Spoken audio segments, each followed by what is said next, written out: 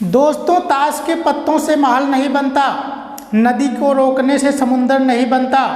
बढ़ाते रहो जिंदगी में हर पल, क्योंकि एक जीत से कोई सिकंदर नहीं बनता। जी हाँ दोस्तों, मैं हूँ उमेश कुमार और आप देख रहे हैं टैलेंट्स एकेडमी क्लासेस। स्टूडेंट्स, आज के सेशन में हम कक्षा 12 के मैथमेटिक्स से सारिक का अध्ययन करेंगे, जो कि ये मेरा चौथा लेक्चर होगा। इस सेशन में हम सारिक का निर्देशांक ज्यामिति में क्या प्रयोग है उसके बारे में थोड़ा सा चर्चा करेंगे।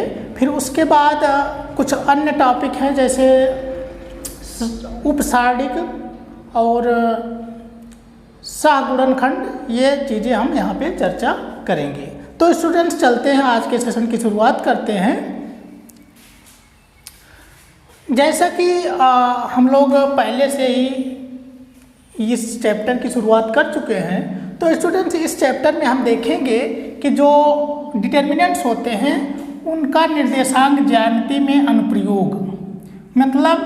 मतलब ये कि सारिक का निर्देशांक ज्यामिति में क्या यूज है। निर्देशांक ज्यामिति में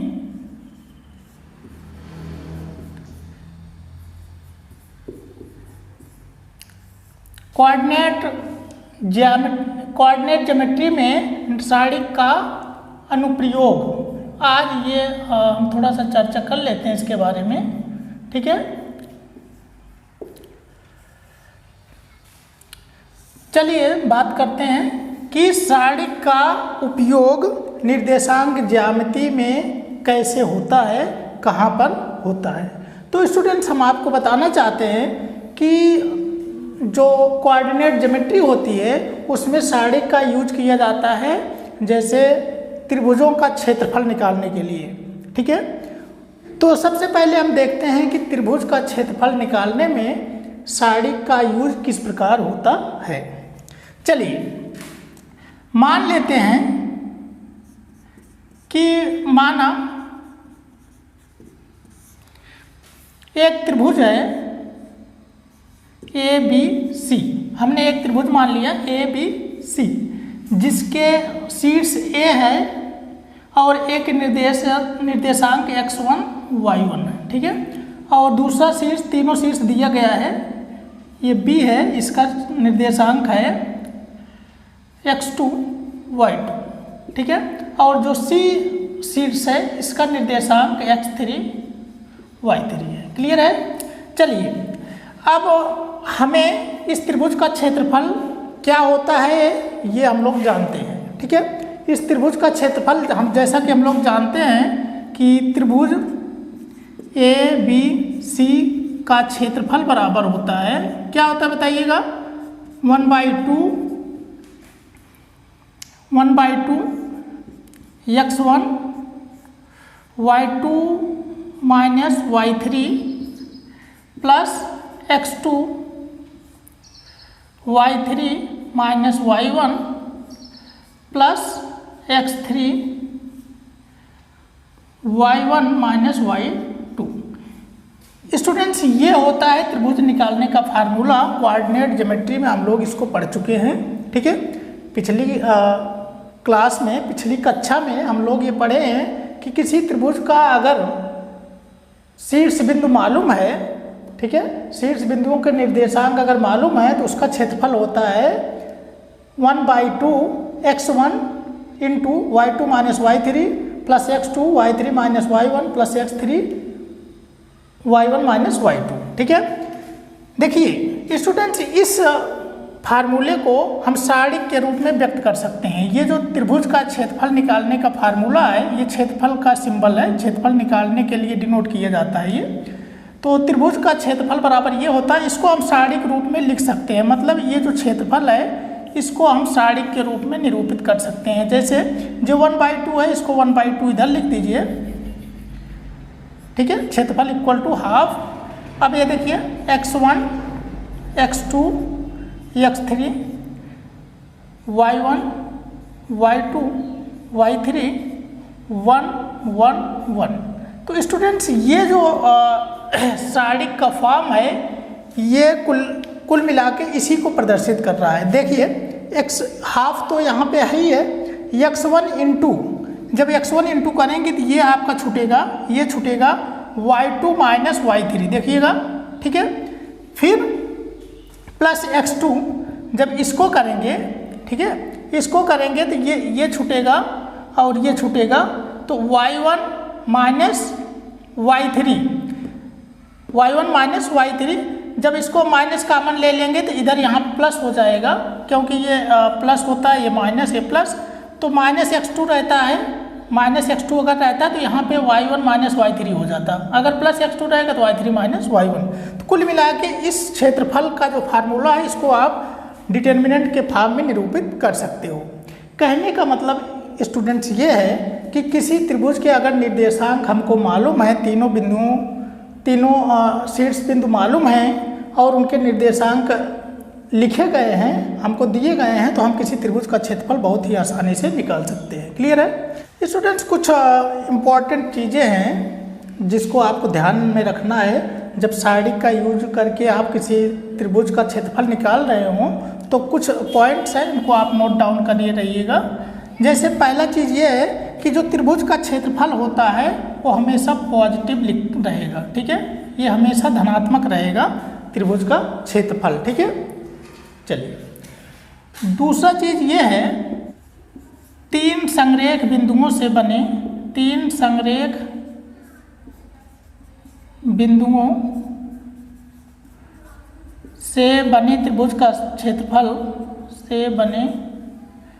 त्रिभुज का क्षेत्रफल शून्य होता है, ठीक है। कहने का मतलब ये है कि अगर ये ABC, अगर ये जैसे ABC यहाँ पे हम लिख ले कि यहाँ पे मान लीजिए A पॉइंट यहाँ पे है, तो जो ये ABC ये त्रिभुज बनेगा, मतलब ये संरेख पॉइंट हो गए ना, जैसे A यहाँ पे हो जाए, B यहाँ पे, C यहाँ पे, ABC, तो ये देख रहे हैं कि आप एक सीधी रेखा है, तो यहाँ पे इस तरह का कोई त्रिभुज बनेगा नहीं, एक सीधी रेखा होगी तो उसका क्षेत्रफल निकालेंगे तो शून्य होगा। मतलब तीन बिंदु अगर एक ही रेखा में है तो उससे बने त्रिभुज का क्षेत्रफल शून्य होता है, ठीक है।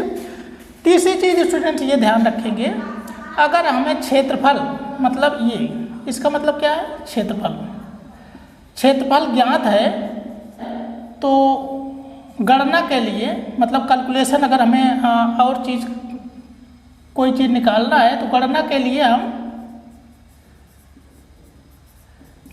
लिए हम प्लस और माइनस, क्षेत्रफल का जो प्लस और माइनस वैल्यू है दोनों का प्रयोग करेंगे, ठीक है, प्रयोग करेंगे, ठीक है। क्षेत्रफल देखिए, क्षेत्रफल तो वैसे तो पॉजिटिव होता है, लेकिन अगर पहले से हमें मालूम है कि किसी त्रिभुज का क्षेत्रफल जैसे 6 है, तो यहाँ पे गणना करने के लिए हम प्लस माइनस 6 दोनों लेकर के उस सारणी को सॉल्व करेंगे। क्लियर है? तो ये ध्यान रखना है कि किसी त्रिभुज का क्षेत्रफल हमेशा पॉजिटिव लिखा जाएगा। तीन संरेख बिंदु हैं तो उनका जो क्षेत्रफल होगा, उनसे जो त्रिभुज बनेगा उसका क्षेत्रफल शून्य होता है, ठीक है। और इसका मतलब क्या हुआ, तीन संरेख बिंदु हैं, उनसे बने त्रिभुज का क्षेत्रफल अगर शून्य है तो इसका आप ऐसे भी रिजल्ट निकाल सकते हैं कि यदि किसी त्रिभुज का क्षेत्रफल शून्य है तो इसका मतलब तीनों बिंदुएं संरेख हैं, ये भी आप कह सकते हो। और अगला पॉइंट ये आपको याद रखना है, किसी त्रिभुज का क्षेत्रफल अगर ज्ञात है तो गणना करने के लिए हम क्षेत्रफल की पॉजिटिव और नेगेटिव दोनों वैल्यू का प्रयोग वहाँ पे हम करेंगे, ठीक है।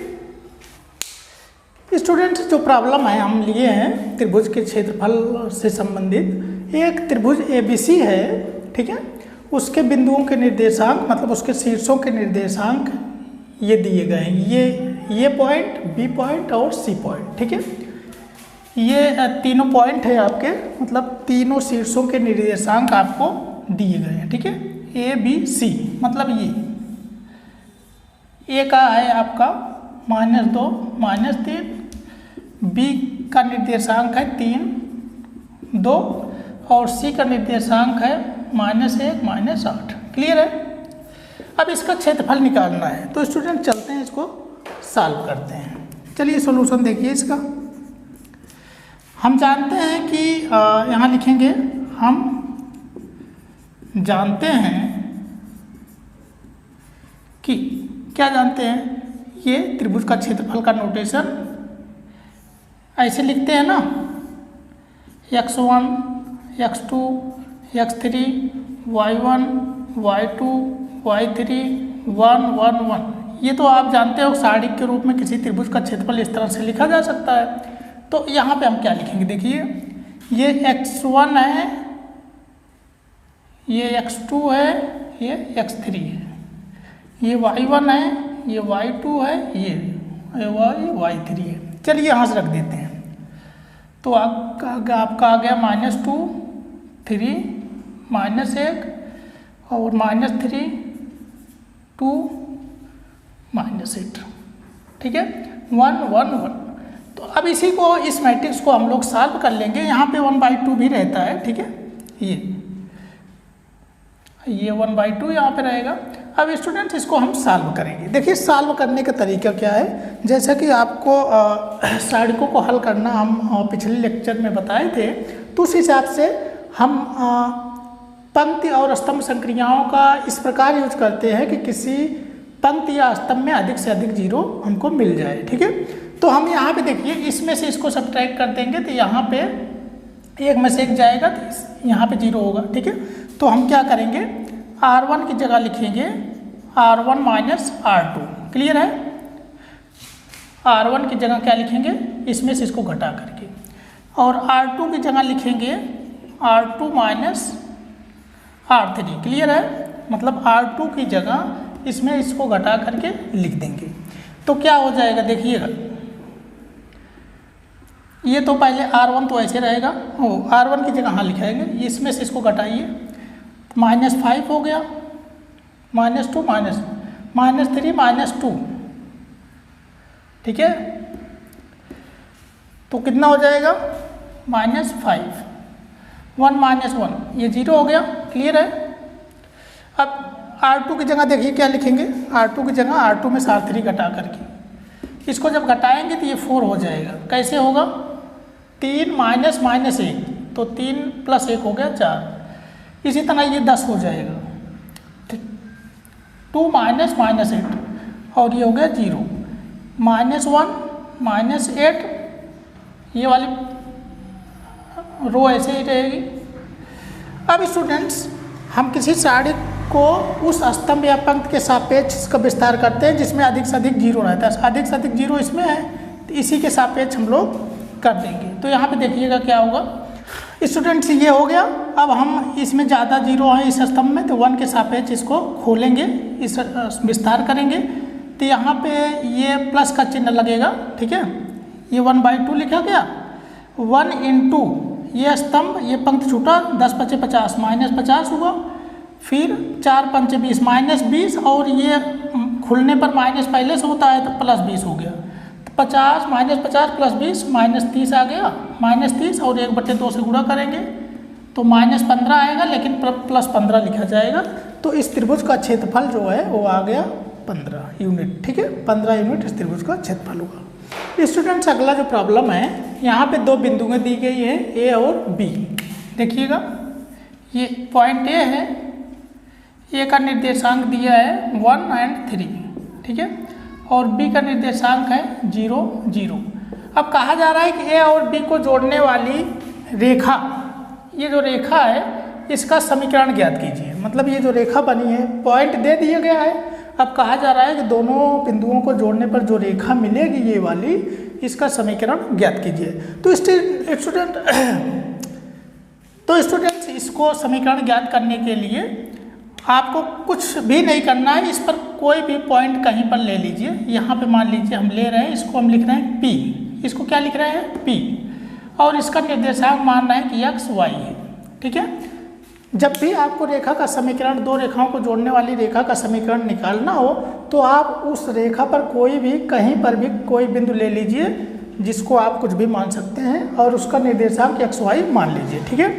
अब देखिएगा स्टूडेंट्स, अब ये A P B, ये देखिए यहाँ पे सॉल्यूशन हम देख रहे हैं। बिंदु यहाँ लिखिए, चूंकि बिंदु ए पी बी संरेख हैं। संरेख का मतलब एक रेखा में है कि नहीं है, देख लीजिएगा एक रेखा में है, क्योंकि हम पी को ऐसे लिए हैं कि ये इसी पर ही लिए हैं, ठीक है। इसलिए क्या हो जाएगा, ये जो त्रिभुज का क्षेत्रफल होगा, किसका त्रिभुज, त्रिभुज ए पी बी का क्षेत्रफल क्या हो जाएगा, शून्य होगा ना। हमने अभी नोट में लिखाया था कि तीन बिंदुएं अगर संरेख है तो उनका क्षेत्रफल क्या होता है, शून्य होता है। तो हमने P को इसी रेखा पर लिया है, तो तीनों बिंदु A B तो पहले से ही एक रेखा में थी, P को इसी बिंदु पर इसी रेखा पर ले लिए तो ये भी संरेख हो गई, तीनों संरेख हो गई। और जब संरेख हो गई तीन बिंदुएं तो उनका क्षेत्रफल क्या होता है, शून्य, मतलब इनसे जो त्रिभुज बनेगा उसका क्षेत्रफल शून्य होता है।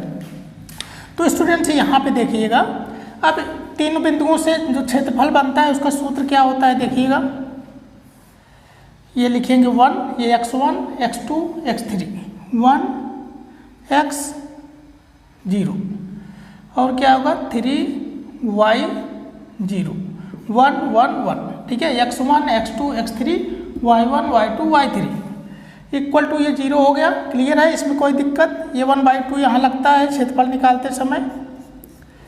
अब देखिएगा, अब किस पंक्ति के सापेक्ष इसको ओपन करेंगे हम, तो इसके सापेक्ष करेंगे जिसमें ज़्यादा 0 है, ये ठीक है। तो अब यहाँ पे देखिए ओपन करिए, 1 इंटू ये 1 ऐसे रहेगा।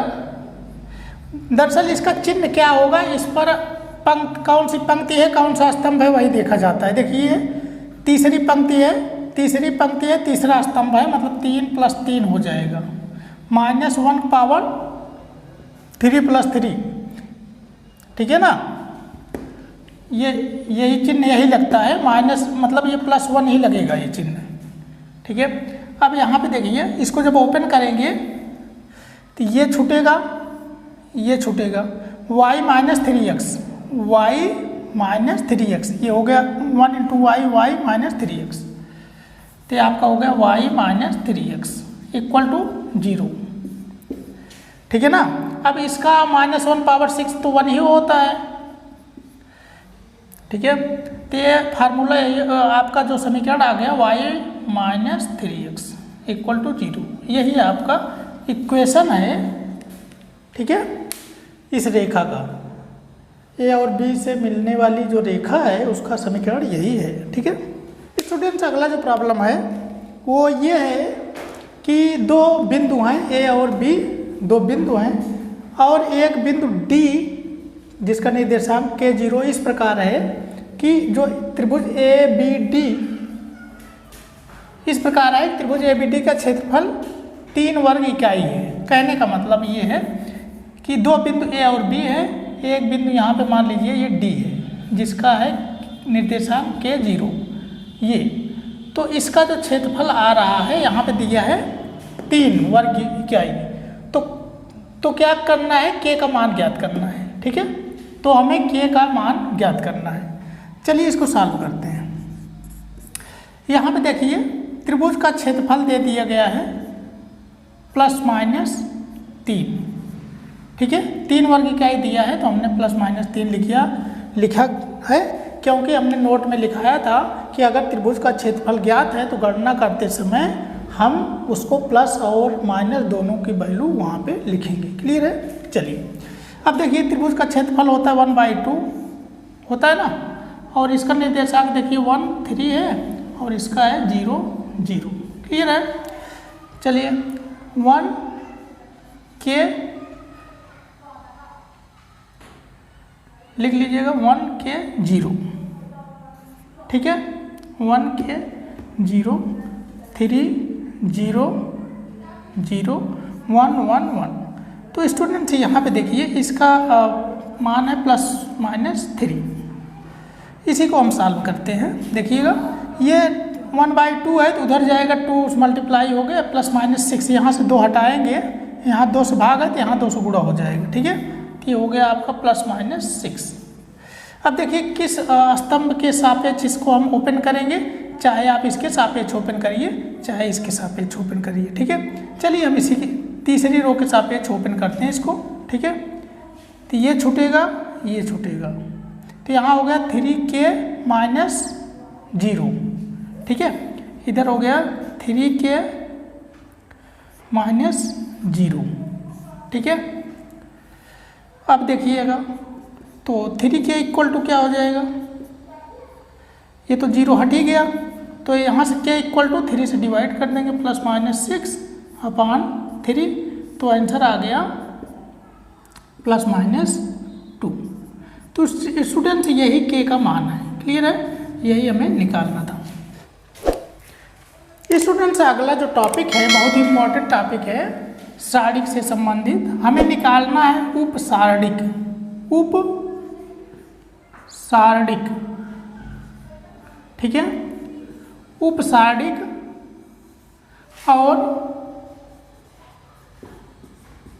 और सहगुणनखंड।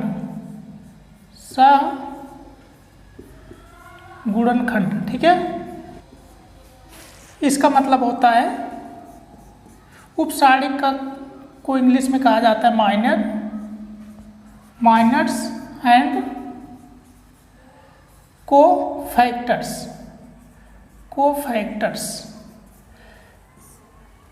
किसी सारणिक का उपसारणिक और सहगुणनखंड क्या होता है, means minors and cofactors of a determinants. ठीक है, चलिए इसकी हम चर्चा थोड़ा सा कर लेते हैं। देखिए, सबसे पहली बात स्टूडेंट्स कि आप ये समझ लीजिए कि जो उपसारणिक होता है और जो सहगुणनखंड होता है वह किसी सारणिक के अवयव का निकाला जाता है। मतलब किसी सारणिक के अवयव का उपसारणिक आप निकाल सकते हो, किसी सारणिक के अवयव का सहगुणनखंड आप निकाल सकते हो। तो क्या होते हैं किसी सारणिक के अवयव का उपसारणिक और सहगुणनखंड, उसकी चर्चा हम बारी बारी से कर लेते हैं। तो सबसे पहले आप देख लीजिएगा माइनर्स क्या होते हैं। ठीक है, माइनर्स मीन्स उपसारणिक। देखिए, जैसे हमारे पास ये है A1, चलिए ऐसे लिख देते हैं ABC। ठीक है, अब ये है आपका 2 1 3 1 4 5, ये एक डिटर्मिनेंट है।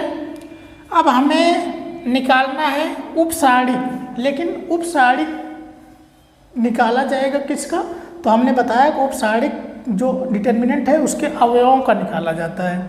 तो यहाँ पे अगर हम कहें कि पहली पंक्ति के अवयवों का उपसारणिक निकालिए, पहली पंक्ति की, तो पहली पंक्ति के अवयवों का निकाल, पहली पंक्ति में क्या है A, तो सबसे पहले A का उपसारणिक निकालेंगे। A का उपसारणिक, A का उपसारणिक क्या हो जाएगा बताइए। जब A का उपसारणिक आप निकालें तो इसको छोड़ दीजिए और इसको छोड़ दीजिए, तो ये हो गया आपका 1 4 3 5, जो बचा है यही उपसारणिक हो गया। क्लियर है, A का उपसारणिक आपने निकाल लिया। तो ये इसको अगर सॉल्व भी करेंगे 5 एकम 5 माइनस 7, 5 माइनस 7 बराबर -2, तो A का उपसारणिक हो गया, A के उपसारणिक का मान आ गया -2, या आप इतना ही सिंपली लिख सकते हैं। क्लियर है। अगर आपसे कहा जाए कि इसका उपसारणिक बताइए, तो वो इसका उपसारणिक क्या होगा, 2 का उपसारणिक बताइए। 2 का उपसारणिक आप निकालेंगे तो इसको छोड़ेंगे, इसको छोड़ेंगे, मतलब ये आपका BC 4 5, BC 4 और 5 ये बचा। ठीक है, ऐसे स्टूडेंट्स आप किसी भी अवयव का उपसारणिक निकाल सकते हैं। क्लियर है।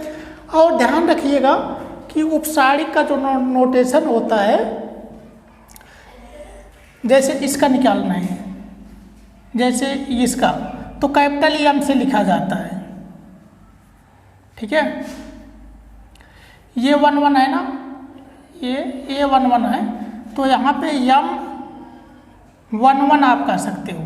पहली मतलब किस अवयव का निकाल रहे हैं, पहली पंक्ति पहली स्तंभ पर जो अवयव है उसका आप निकाल रहे हो सारणिक।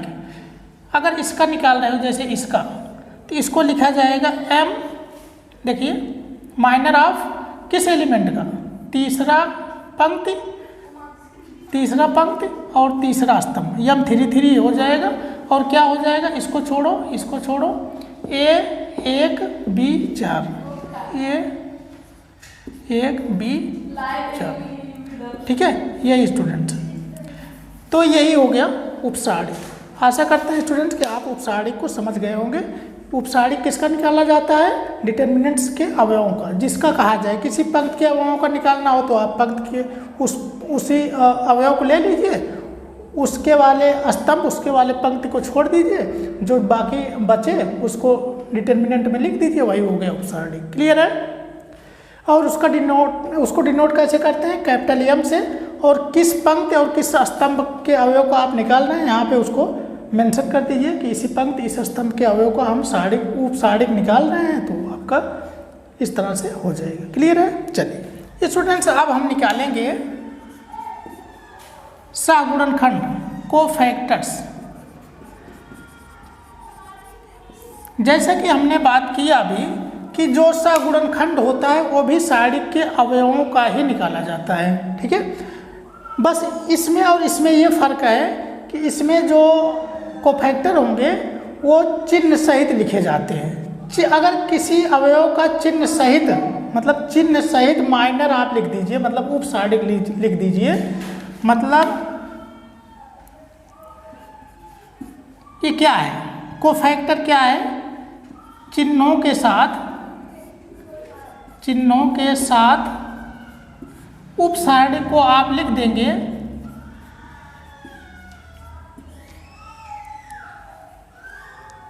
उपसारिक, चिन्हों के साथ उपसारिक को अगर आप लिखते हैं तो आपका कोफैक्टर बन जाता है। क्या बन जाता है, कोफैक्टर। हमें कुल मिला के उपसारिक लिखना है और चिन्हों के साथ, अब चिन्ह के साथ कैसे लिखना है इसको हम समझा देते हैं, ठीक है। जैसे लिखा है A11 A12 A13, A21 A22 A23, A31 A32 A33। Clear है। अब इसमें हमें जैसा कि कोफैक्टर भी किसी अवयव का निकाला जाता है, मान लीजिए इसका निकालना है, इसका, तो सबसे पहले चिन्हों के साथ, अब इसका चिन्ह कैसे आएगा, वैसे तो हम आपको बता दिए हैं कि ये प्लस होता है, ये माइनस होता है, प्लस होता है, ठीक है।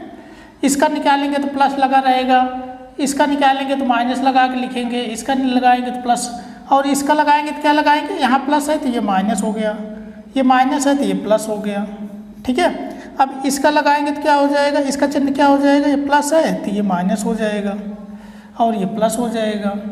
अब इसका क्या हो जाएगा, ये माइनस हो जाएगा, इसका क्या होगा, ये माइनस है तो ये प्लस हो जाएगा। तो इस तरह से आप चिन्ह ऐसे ही समझ सकते हो, लेकिन आपको अगर इस तरह से नहीं समझ में आता है तो -1 लगाइए, और किस पंक्ति किस स्तंभ का आप किस पंक्ति और किस स्तंभ के सापेक्ष आप कर रहे हो। जैसे इसको A11 की, तो पहली पंक्ति पहला स्तंभ 1 + 1, ठीक है।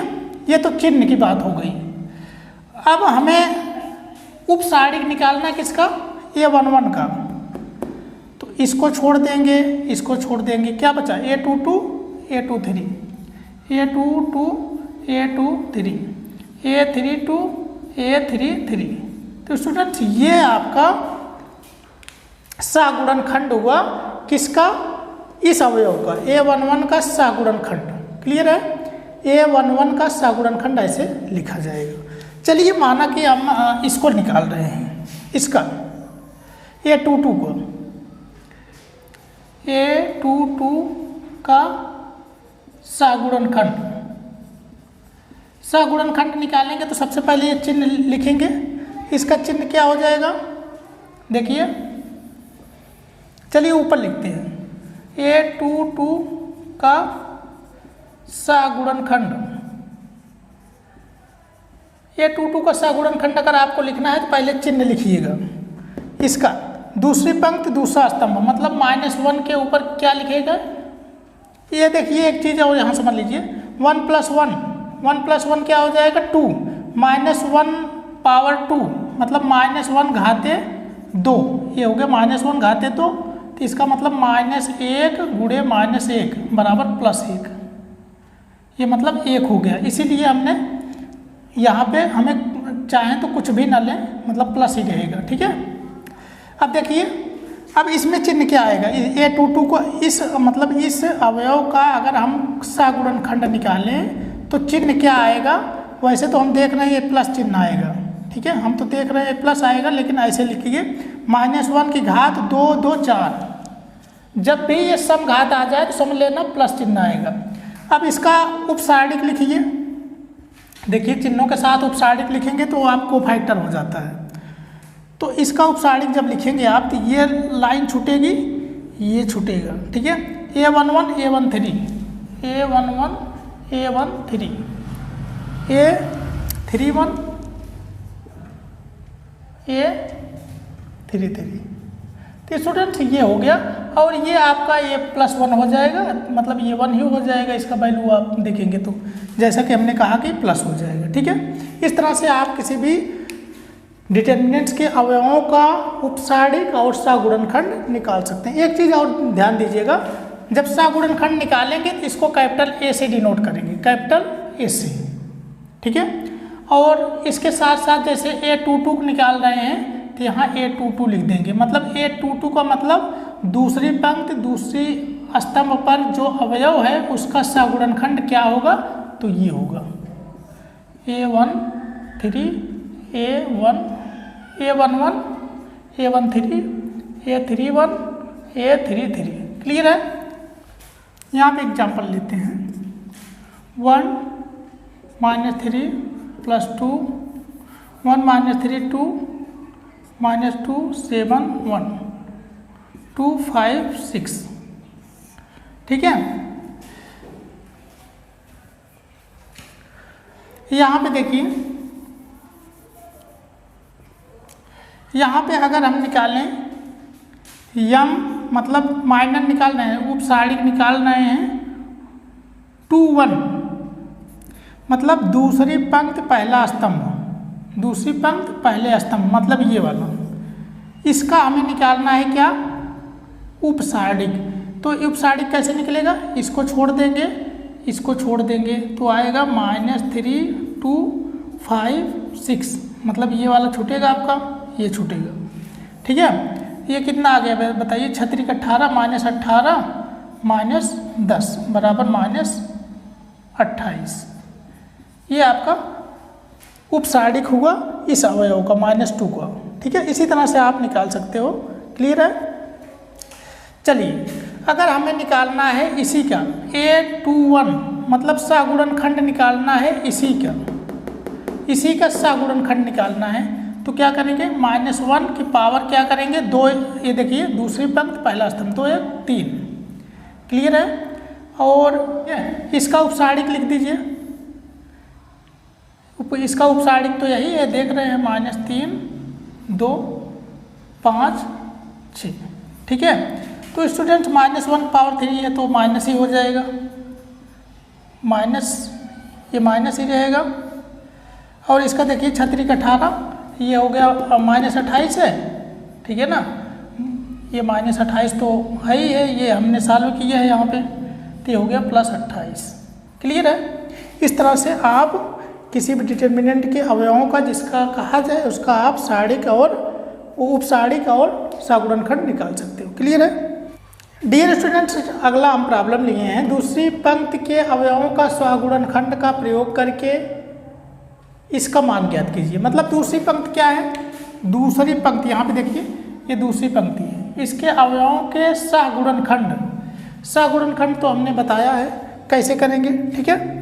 तो यहाँ पे क्या करेंगे, मतलब इसका विस्तार करना है, ठीक है। तो क्या हो जाएगा देखिएगा,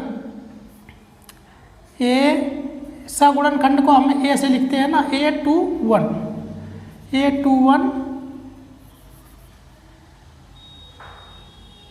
प्लस A22 प्लस A23।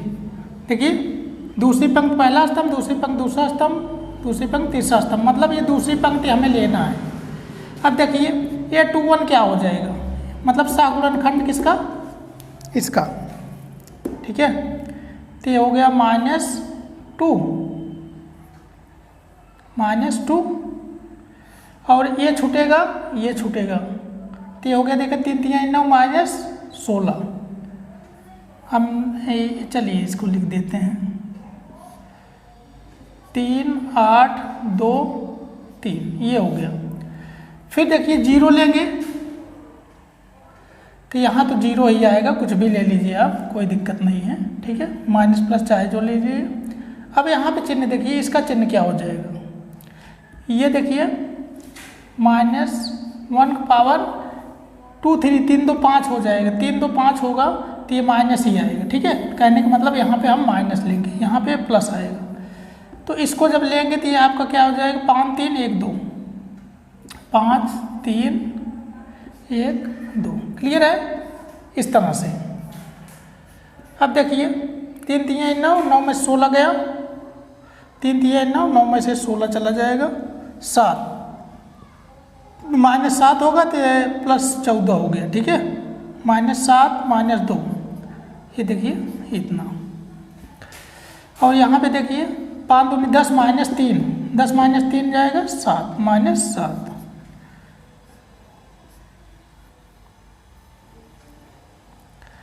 ये 14 में से 7 घटेगा, ठीक है।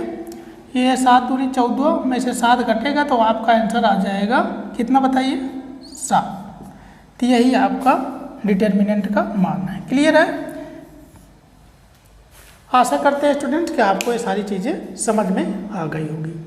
अगर ये वीडियो आपको अच्छा लगा हो और आपको सारी चीज़ें समझ में आई हो तो स्टूडेंट्स हमारे चैनल टैलेंट्स एकेडमी को सब्सक्राइब कर लीजिए, साथ में बेल आइकन को प्रेस कर लीजिएगा, जिससे कि आने वाली वीडियोस का नोटिफिकेशन आपको सबसे पहले मिल सके। तो स्टूडेंट्स आज के लिए बस इतना ही। Thank you so much.